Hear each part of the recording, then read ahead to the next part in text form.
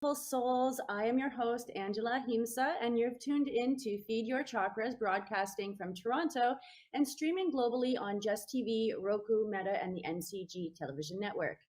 Today, we welcome a whose work lives in the intersection of healing, leadership, artistry, and planetary services. His name is Luke Kohen, and he is an sacred activist. He's a poet. I recently found out he is a singer and producer and a healer. And he is a cultural evolutionist whose journey spans nearly 2 decades of devotion to personal development, systematic change, and regenerative community building. As a speaker, mentor, and artist, and an ecopreneur, Luke carries the medicine of myth, the fire of impact, and the wisdom of ancient lineages woven into modern innovations. So he's not just creating change, he's embodying it, guiding leaders, founders, and visionaries into cultivating both inner coherence and collective harmony. So I'm honored to have him here today as my guest, and we're going to explore themes of power, purpose, and sacred leadership, and diving into the Solar Plexus Chakra today and how we can each hold the key to igniting aligned action in ourselves and in the world. So thank you so much, Luke, for joining. Beautiful. I love hearing my bio remixed. I was like, I see what you did there. Awesome. What's up, everyone? Nice to be here with you.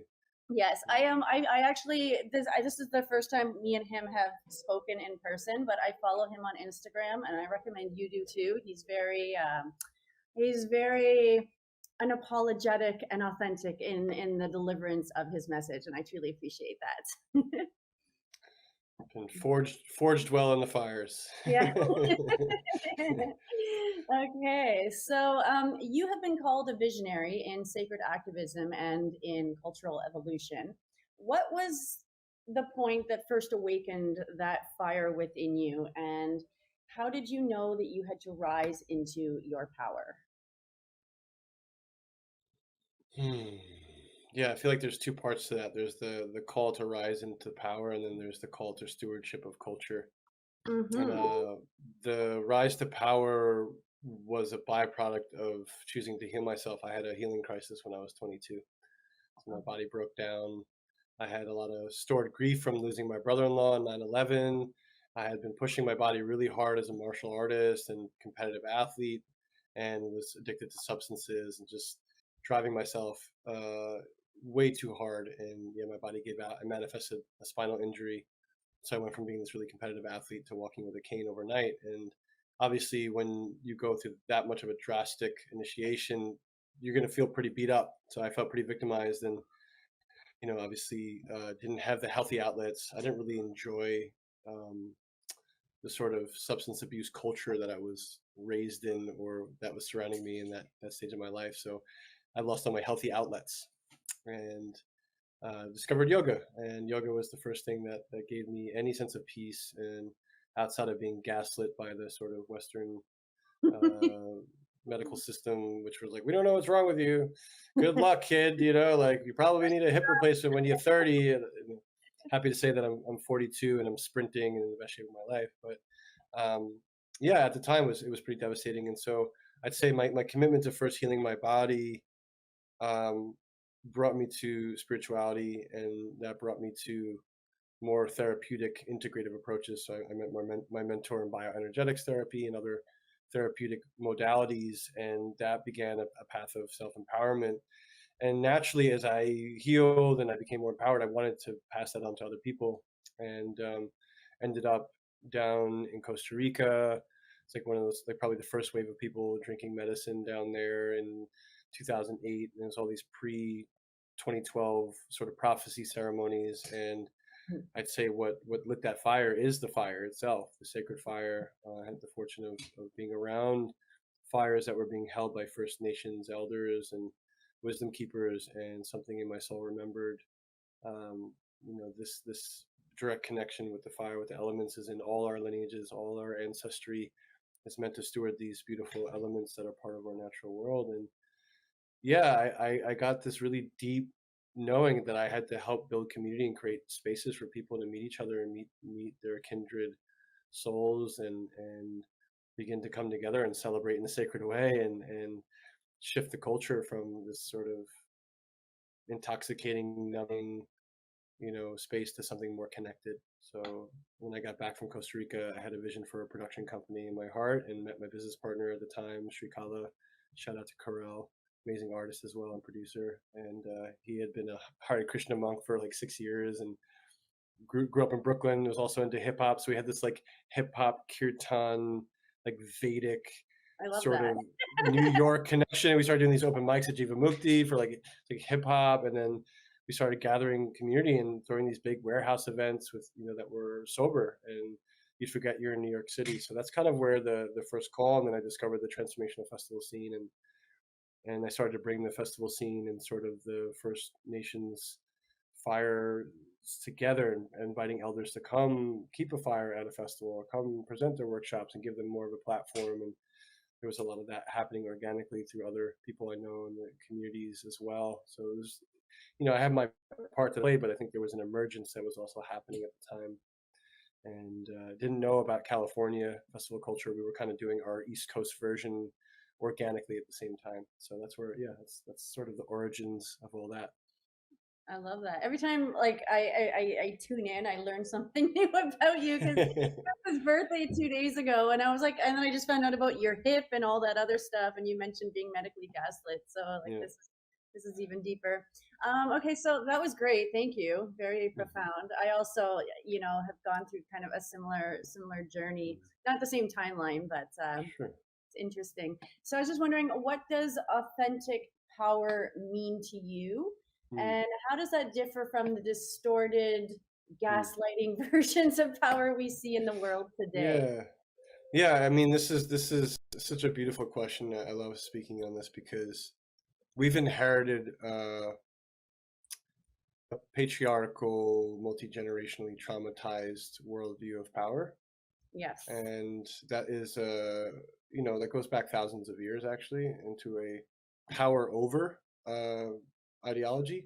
And so it's echoed in our myths, and it's echoed in our current media, because media is a form of myth telling, our movies, our stories. And so often the portrayal of power is this kind of power over dynamic, and even to the point where we sort of glorify villains, even like the mafiosos and the get it at all costs, and make the money despite killing people and doing unaliving or whatever they say these days, people the all costs. And that's not actually power. Power comes from the soul, power comes from the divine. That's true power. And so I think we're in the journey of deconditioning. And it's okay to cultivate physical power. As a martial artist, and having gone through the humbling of my body, like when my body just broke down and I could no longer train, even though I had cultivated a lot of strength and speed, and was basically training to be an MMA fighter before it was cool, before UFC was like all over the place. This is like early days, and mixed martial arts. And I feel like the cultivation of power to harm is part of what ripened my karma to the point where I had a breakdown in my body. And there was a quote that came to me in that time that changed my life. And it said, what is more powerful? A man who can conquer 500 men, or a man who can conquer himself? And it sort of shifted this inflection point of seeing power as merely physical or outside, to an internal journey of warrior. Like, what does it mean to be a spiritual warrior, or a warrior of compassion, a warrior that goes in and faces the shadows within one's own consciousness and begins to dismantle the trauma? So there is an emerging new archetype of power on the planet, which is anchored in compassion. And I think people like Martin Luther King Jr. and John Lennon, and so many people in the community now are examples of a type of soul power, of love informed power that is forged from the internal. And that internal power can't be forced. You can't fake it. Yeah. It's forged in the fires of initiation. And that feeling of power is in service. It's not about control. It's about actually more about surrender and channeling power in service to something greater than ourselves, that we get to really come forth into our stewardship as warriors. Yeah, because like true leaders lift other people up, and it's just like once again, ego, which is solar plexus, is the feel that you need to dominate or control, and that's kind of on the lower end of having power. So Right. Yeah, there's, Gene Keys talks about it well. There's the shadow side, and then there's the exalted, like when you alchemize the shadow into something more exalted, it takes on a totally new expression for each astrological sign. Every archetype that exists, there's that shadow side, and there's the when it becomes integrated and more into the wholesome nature of its knowing itself in its divinity, it has a totally different expression. And I've had to go through a lot of really painful, messy lessons as a Leo in the age of Aquarius with an Aquarius moon, of like, okay, like this is when you need to take up space, and this is when you need to disappear. And the mastery of learning when to take up space and when to get completely out of the way. And we have a modern culture where there's such a sort of narcissistic blind spot of like validation and being seen and heard and perceived a certain way, that those survival strategies get a little bit, again, more externally focused. It's not like overt domination, but it's subvertive domination. It's like the attempt to control perception, which is equally distorted in its own way. So when we learn to get out of our own way, then the authenticity of the soul can start to come through. We're not trying to maintain some kind of identity. We're out of our own way, and then that aspect of our authentic power can start to shine through, and it just feels better for everybody. It's not like, it's like you can only fool people for so long, trying to mitigate perception until the shadow is faced and integrated enough that you can genuinely express, and there's no anticipation of backlash, or like the shame, the hidden or resisted shame isn't like driving the expression. Well, you're obviously someone who's done a lot of shadow work. What practices would you say, and for those who are not familiar with the solar plexus, it is the third chakra, and it governs basically our ego. It's our sense of willpower, identity.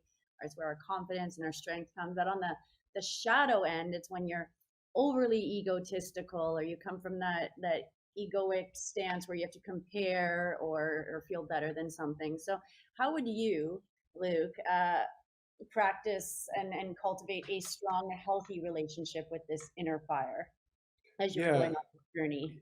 Yeah, I love. Okay, that's right. You're the chakra goddess, so Yes, that's right. working with the third chakra.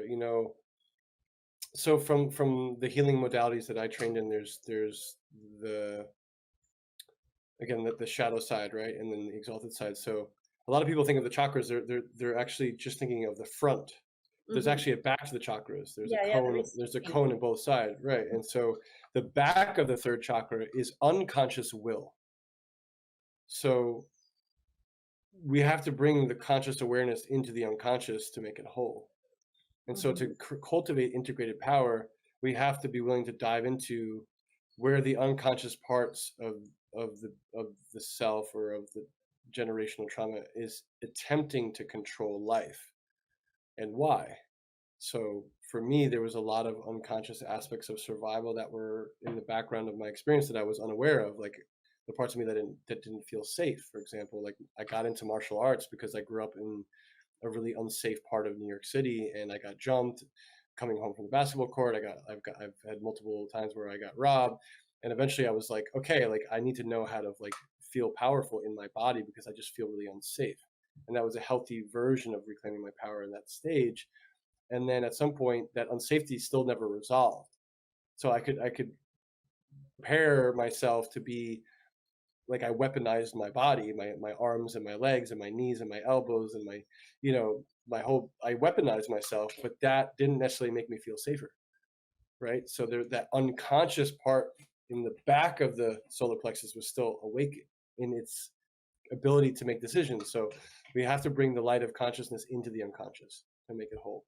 And so each chakra has its front end that's more of a conscious, more subconscious, like we can take active, but it's harder to get in touch with the back ones and start to recalibrate the back ones and start to clean out the residual traumas and conditionings in the back of the chakras. That's where, like, especially the back of the solar plexus is quite difficult to be with, because there is, a lot of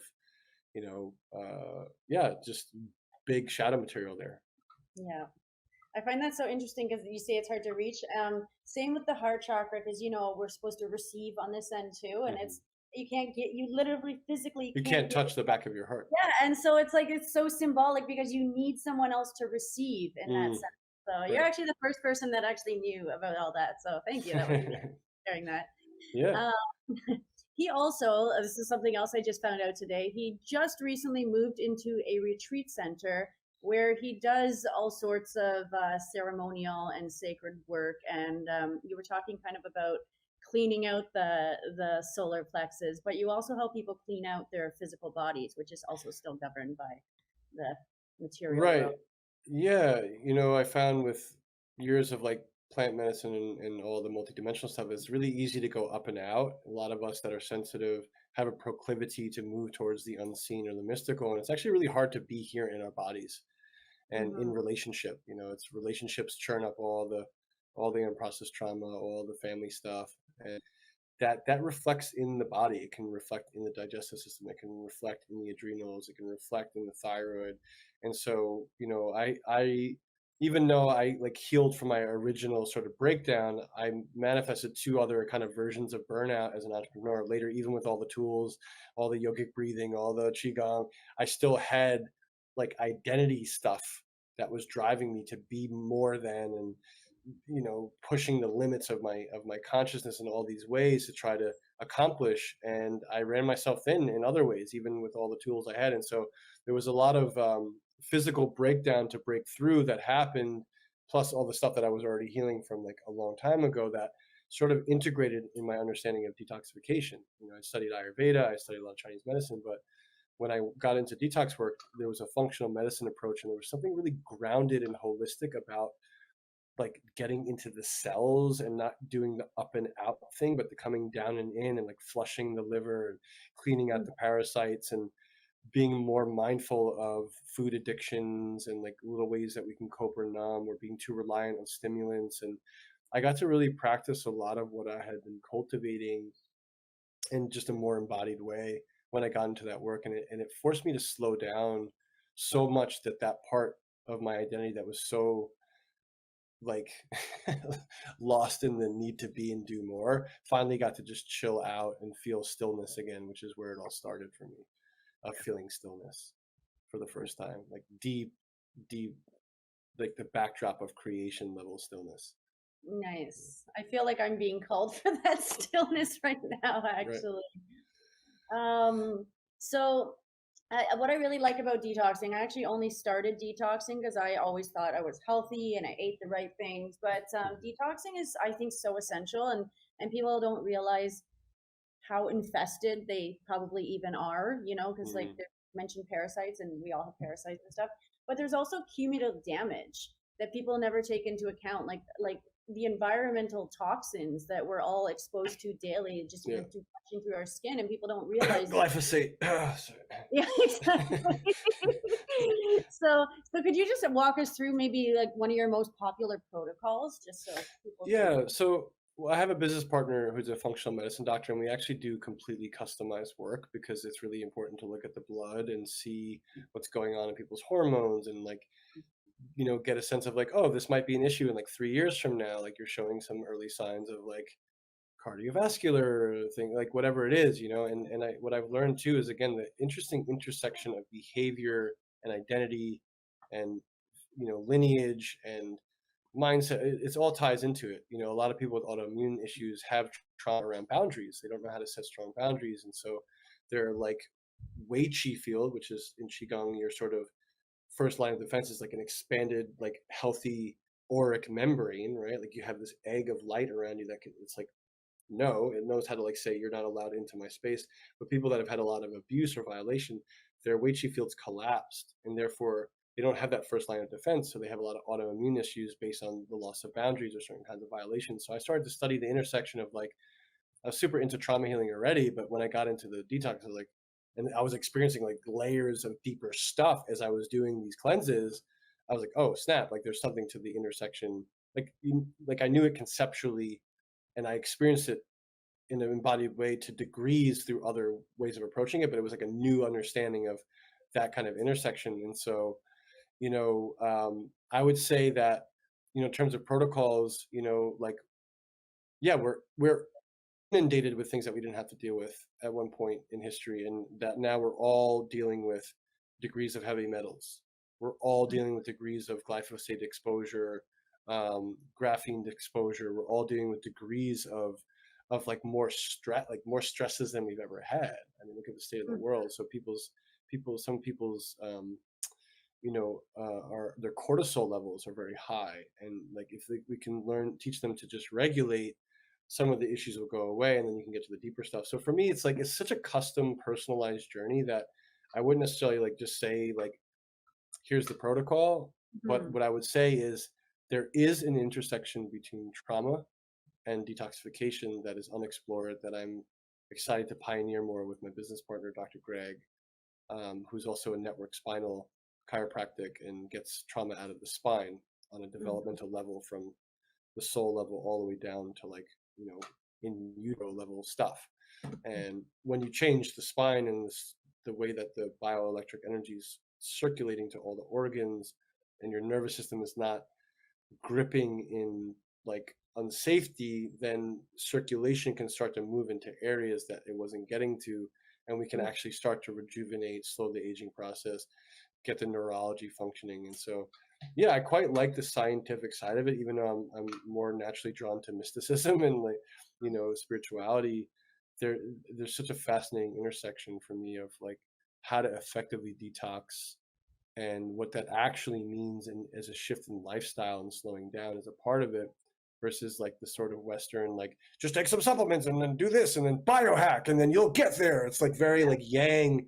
And part of the issue is that we're already in like this hyper yang culture, which is making people sick. So it's kind of like you can't use the same thing that created the problem. Like really deep rejuvenation and detoxification is going to require a shift in lifestyle out of this like hyper individualistic, capitalistic sort of colonial worldview on healing. It's not a plus b equals c kind of situation. It's like very unique to each being as a holistic being.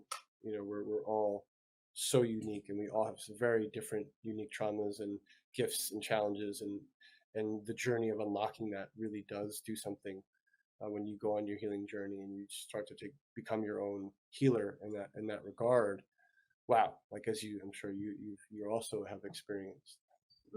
No, I really like that. I like the bio individual approach, because I feel that everybody's always just looking. Well, I mean, you can probably attest this. Everybody's looking for that quick fix solution. It doesn't exist, right? Like we all have to do our sacred work. So this retreat center you mentioned is in England, right? Yeah, we're in Avalon in Glastonbury. Oh, I love the name. It's an Avalon. It's so magical. It is literally like a place of magic. Okay, so is that where people go to this retreat center? Is that people come on pilgrimages to Avalon because there's a ton of sacred sites. This is kind of where the Arthurian mysteries are. There's like the last stronghold of like Celtic mysticism in England before it was fully converted. There's so many layers of history here, and I went on an ancestral pilgrimage last year to Ireland and Italy and here and all over to sort of make a deeper step into, a lot of my spirituality comes from like my soul lineage, but I was like, I need to look into my like body DNA lineage a bit. And I absolutely fell in love with this land in a way that I would have never, ever, if you were like, asked me 3 years ago, hey, so how do you feel about moving to England? I would have laughed in your face. I'd be like, there's no coconuts there, first of all, but there's something about the land that called me into stewardship, and I've been nomadic since 2017. So to get the hit of like actually putting my staff in the ground was really confronting for me and not what I was expecting at all. And I've grown to like the crisper air in the fall, and I've grown to appreciate pears more than mangoes, and little things that there's still, and it's really powerful. Like the veils are quite thin here. You go to the Abbey or you go to the Tor or the Chalice Well, and it's like, wow, you like close your eyes and you are dropping in, very deeply. So it already attracts thousands of people for it's a bit like Mount Shasta, Hogwarts, kind of like the high streets filled with crystal Yes. shops and all that. But again, like I'm not here for the fluffy spirituality. I'm here for like the really deep, ancient mysticism, but in a grounded way. And I just feel like a lot of people, like, detox is kind of one of the ways we take our power back, and that's where my passion is. And so, yeah, the owners that I'm in connection with, they had run this place for a long time. It was already like a detox center, and so, yeah, we hit it off, and they took it off the market, and yeah, so we already have like a lot of the tools here, the hyperbaric chambers, the infrared saunas, and I healed mold infections back in the day. I had like mold exposure in New York. I understand the main kinds of things that mess people up: black mold, parasites, candida, these kinds of things that there's nothing in the Western medical literature about. Heavy metal toxicity buildup, nervous system burnout, these kinds of things that just are not addressed holistically. To me, no matter what your spirituality is, whether you're on a medicine path or you're into yoga or whatever it is, if you can't regulate your nervous system and your body is like, you're dragging it around to ceremonies, you're dragging it around the world, and you can't actually down regulate out of that sort of fight or flight response, it does, like, no matter what spiritual ideals you have, it's unsustainable. And so I want to give people that foundational, grounded work for their purpose. And it's taken me a long time to understand that. And I just want to make the journey so much easier for souls, because you don't have to go through like 15, 20 years of initiation to get some of these, like what I had to go through. Like, I really want to make it easier for the next soul. And I remember doing a Vipassana, and on like the 10th day, my guidance from life was like, dude, if you can't hold these visions in your body, they're never going to come to fruition. Like, your physical body cannot hold the level of visionary work that you're here to do. So get your body on par with your visions, bring it up to speed. And our bodies are the most dense part of us. So in terms of like, from an ascension, sort of perspective, it's the last part of us to transform. You can heal at the soul level all day, and your liver can still be sluggish. We live in a physical universe, so that's it's kind of been a theme that's been coming up a lot lately. Is so many spiritual people are kind of, oh, I'm here in the 5D, but you really have to have it's your temple, it's your sacred temple, and as you mentioned, it's the most dense part here. But you also have to be able to ground, and if you're in that state of fight or flight, you are not grounded, and so you can't sustain and contain that higher energy in a balanced, integrative way. I think what gets challenging for people is they touch that part of the truth of who they are.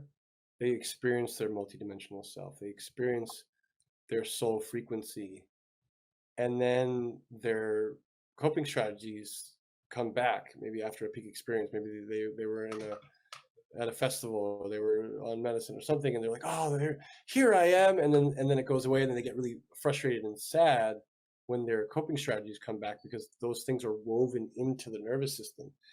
And so and then all these types of ideals and identities form, trying to grasp onto when we touch the truth of who we are, because we are powerful, divine, multidimensional beings, and it is painful to be in separation.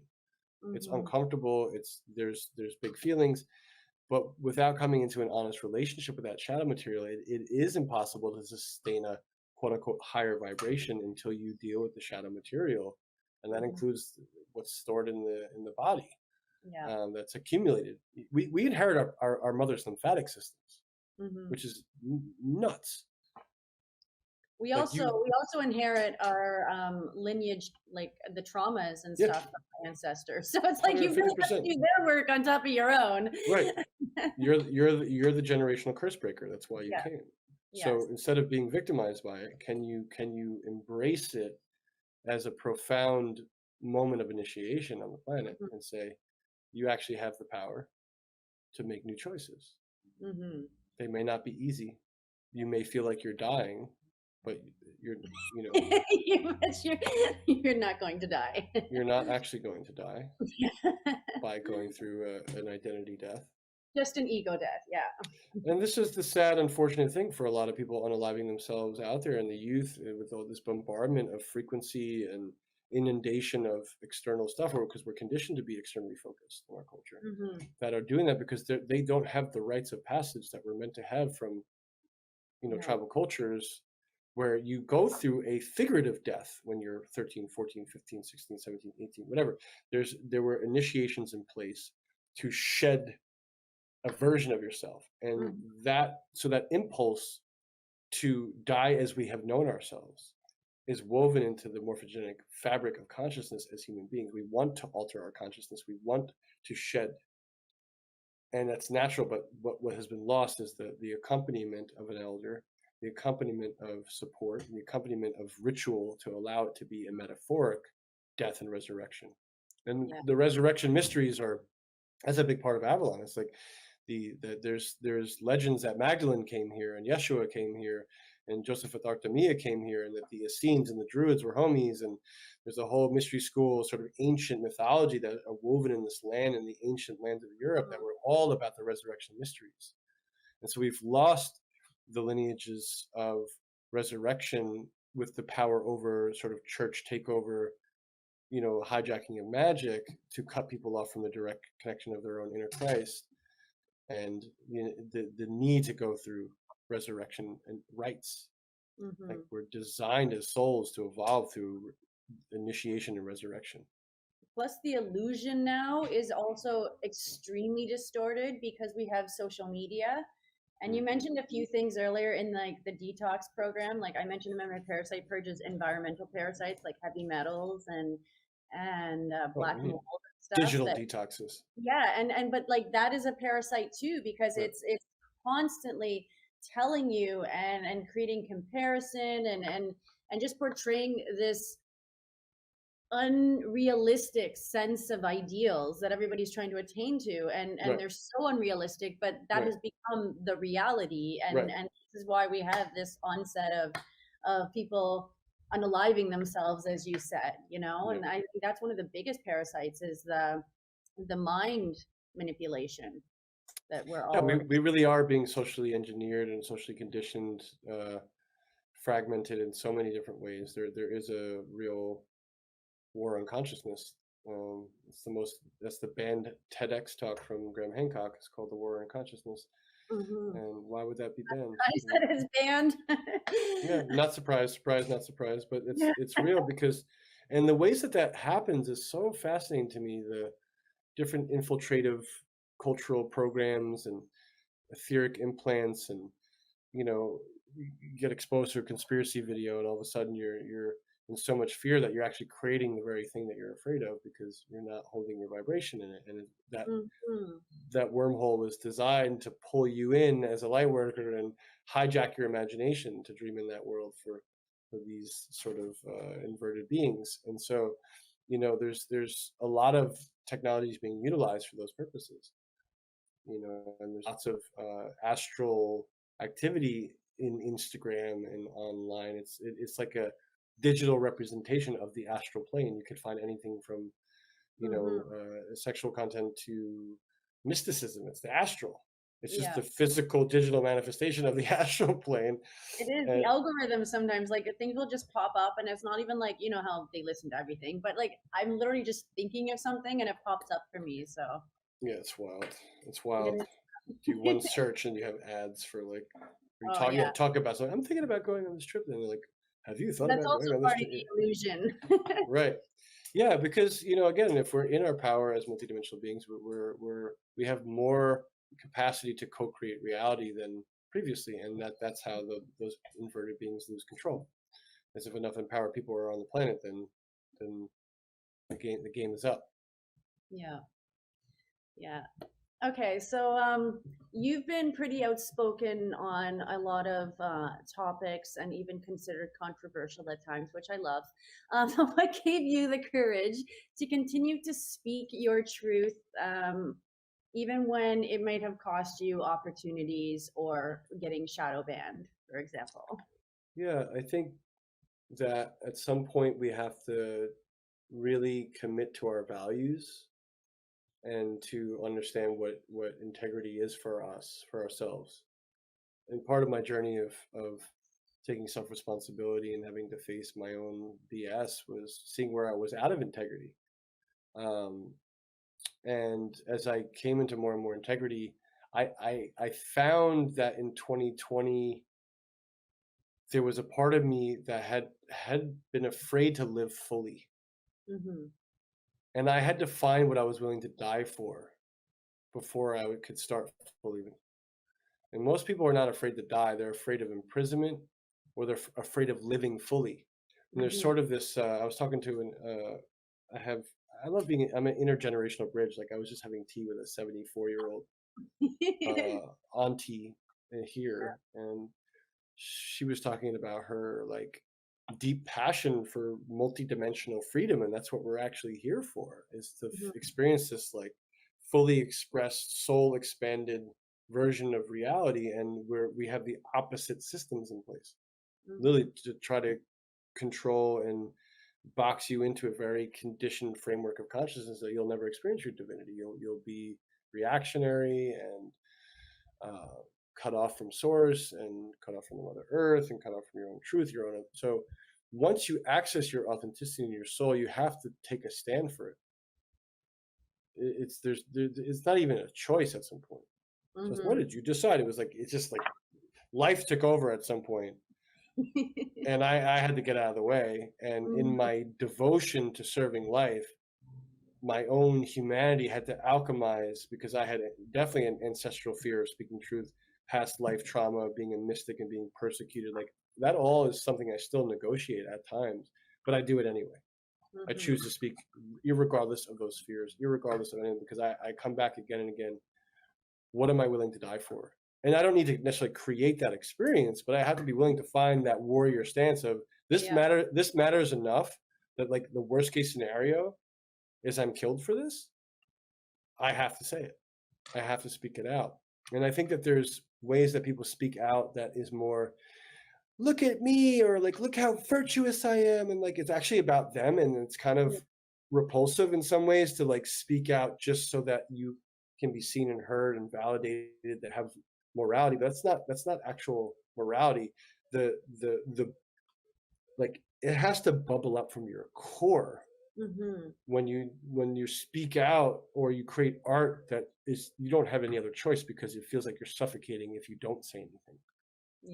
So I think that, like for me, when I wrote "You Need to Hear This" after George Floyd, and I read it at this small gathering, and my buddy Ika heard it, he's kind of like a B-list actor in Hollywood, and he's a black man, and he grew up in Australia, and he's very aware of the systemic issues, and he heard the piece, and he's like, bro, we have to do a video of this. And I'm like, I don't know, man. I'm like this, half Jewish white guy in New York. I don't think it's my place to talk about like African history and like systemic oppression and racism. And he's like, no, you're the perfect voice. Like, we're gonna make this video. We have to get this out of your notebook. And I went through this whole initiatic process with him and my buddy Pete, who shot this. We did this almost 24-hour shoot during the Big C, when we were all in Bali, and during it, the Big C, the Great Pause. Yes. Scandemic 2021. No. So we were there, and I was really facing my fear of speaking truth. Like, I was going through an ancestral healing during the shoot, and they were kind of like my doula bros, who were like, bro, this is like, just speak this truth. So I had some support that was kind of coaxing me to bring this really powerful confronting piece out. And then the next piece I did was like less confronting, and like the more that I'm finding that part of my artistic human expression is to find a way to do it in the most eloquent, universally connected way. It's like, I'm not trying to just be like oppositional and make people wrong. I actually want to touch hearts and souls and awaken them to some of the magic and beauty, and not necessarily just be like, you're an asshole and like you don't deserve love. Like, I think that that's a really shitty approach to sharing truth, of like needing to be right and needing to be better than like any of that stuff. So like for me, speaking truth in the process of authentic empowered expression is just the soul uninhibited in its yeah, its highest expression as it possibly can fathom, and that's going to continue to refine. Our art is a craft that we need to tend to, and so now I'm finding myself like I ebb and flow between this like activist, like confront the system versus just build the new, and I Yeah. ebb and flow between this is not okay, and I need to like speak to this, and like Moral dilemma every day. this is yeah, like calling it out or versus calling it up, and then like so my human self is like I like to warrior up. I'm like like when a standing rock was happened, I really wanted to go there, and I never got that permission from spirit. I never got that consent from the tribe. So like come hold the field with us. And so like for me, like sacred activism, it needs to bubble up from our soul and overflow. If we're making an identity around it, or if we're in hate or reactivity or condemnation or contempt, we're not in the frequency of sacred activism. We're in reaction, and when you're in reaction, you're most likely a pawn of someone's agenda. So sacred activism needs to come from the source of life itself. If it's not that, slow down. Ungrounded. Yeah, if your anus is in your solar plexus, maybe you should wait until it drops back down. You know what I mean? Before you say something. Yes. That's so funny. Yeah, thank you. I also that's kind of when I stood into my truth too, was in the big C. And I've been shadow banned ever since.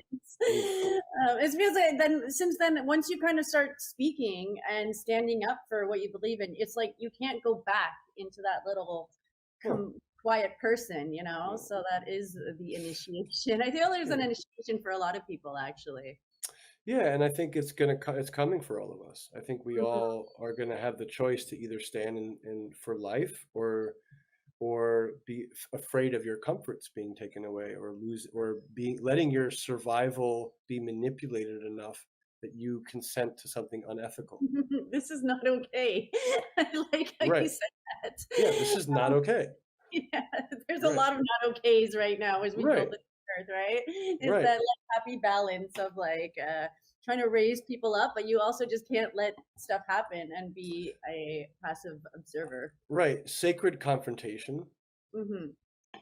But and addressing things in a more evolved, higher dimensional version of yourself, where you're not from a triggered place, but you're from a place of like, hey, collective, this is not okay. Let's focus on solutions rather than fighting each other, however it wants to come out. Triggered responses are also going to happen. It's part of being human. People are going to go into reaction. People are going to respond. It's going to be messy. But ideally with a craft, or with your message, or the thing that you're forging, and I would say art is a form of alchemy that I really appreciate. It's helped me heal things more so than anything. In some ways, I used to think I had to do 20 million ayahuasca ceremonies, or I just need to write a song about a breakup. You know what I mean? It's like there's something in the act of art that alchemizes, and I think that like our greatest revolutionary acts right now is making really honest, authentic, soul-infused art, and like planting gardens and I could not agree more, because I'm an artist, and for part of me, like my throat chakra was probably my most blocked chakra, and I'm working through it now. I'm a performer, but you actually said something, and I sing a lot in Spanish, because that was also part of my throat chakra activation, is learning, speaking another language, right? But I'm actually working on the song by Shakira, and it's Viajando por el Mundo, so it's like traveling the world. But you actually said the lyrics in that, and I was practicing it before I came on. And what is it? It says it's not existing, like life isn't for existing, it's to feel alive. And I'm gonna enjoy my life while I came. My fear is not of dying, but not having lived. And I feel like that's where most people are. They're in that survival mode, and they're not truly living. They're not truly expressing their truth. They're not truly standing for what they believe in. And I feel like that is probably one of the greatest sins of humanity at this point. We're all just in survival mode. Yeah. So as a sacred leader and sacred activist, what does it look like in action, and how is sacred activism different than conventional activism, like going out and protesting against all these not okay things? I mean, I feel like I shared on it, like where's your come from, Mm-hmm. and how identified are you with the doing? Is it life genuinely moving through you, or are you following the next thing?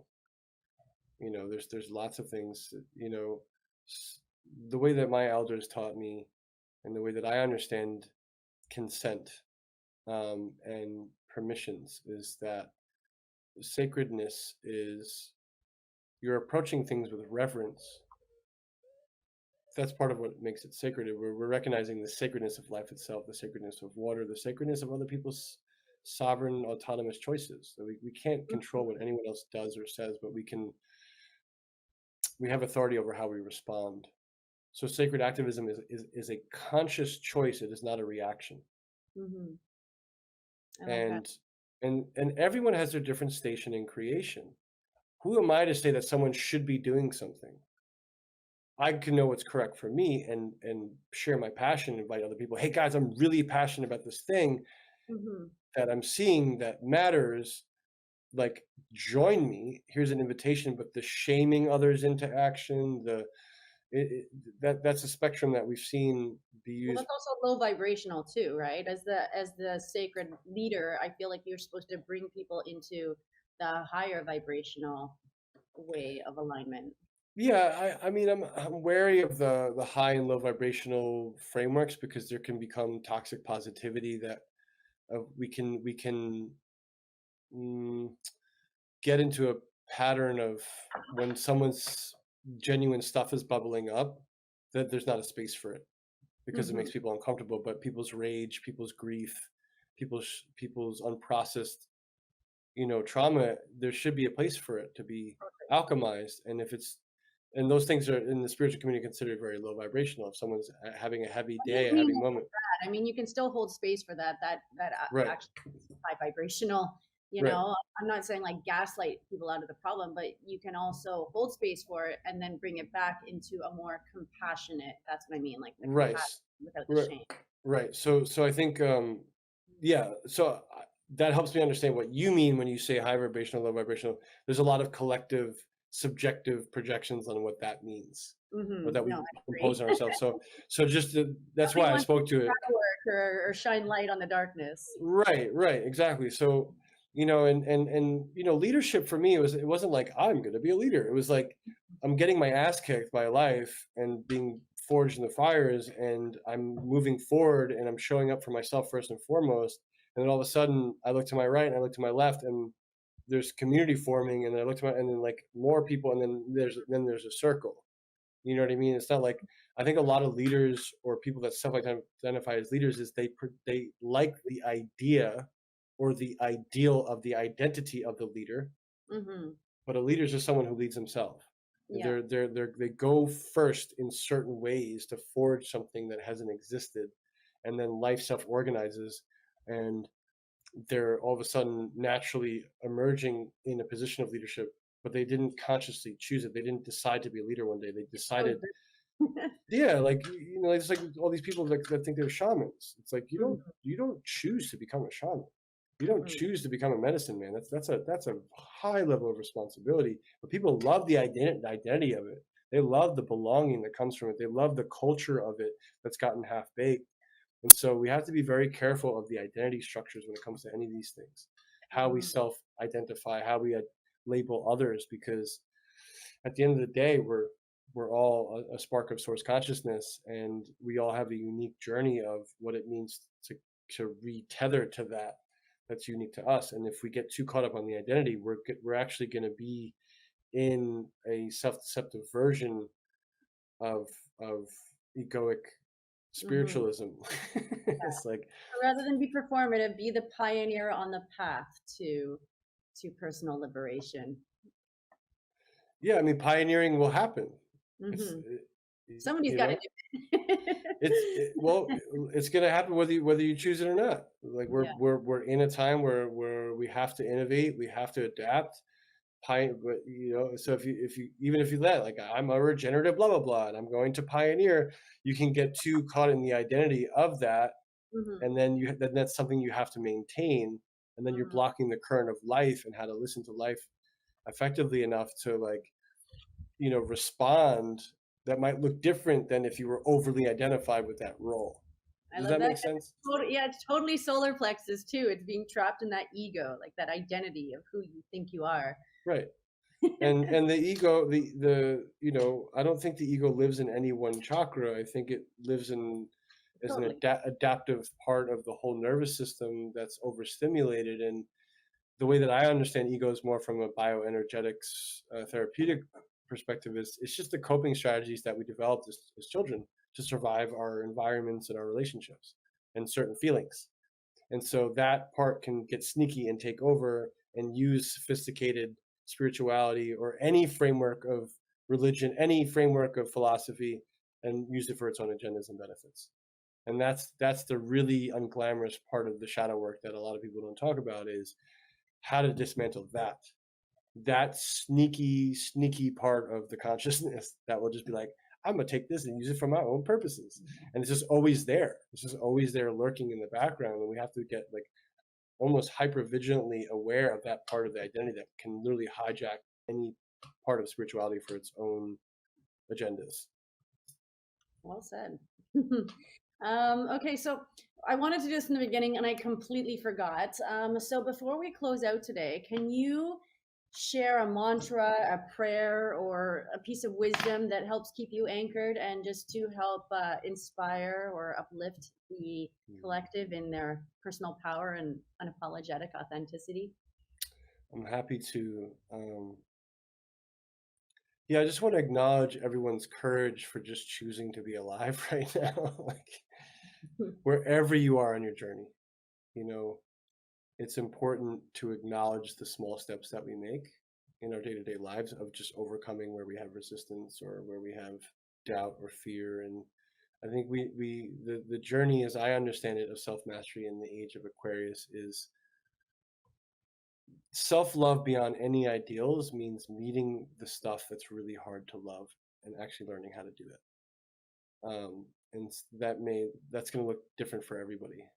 Not a hummingbirds and rainbows all the time version of self-love is really getting into the unprocessed, unexpressed material and learning how to be with it more and more and more and more. And it's the journey of the soul reparenting our own child out of those self-adaptive strategies. And that takes a lot of courage.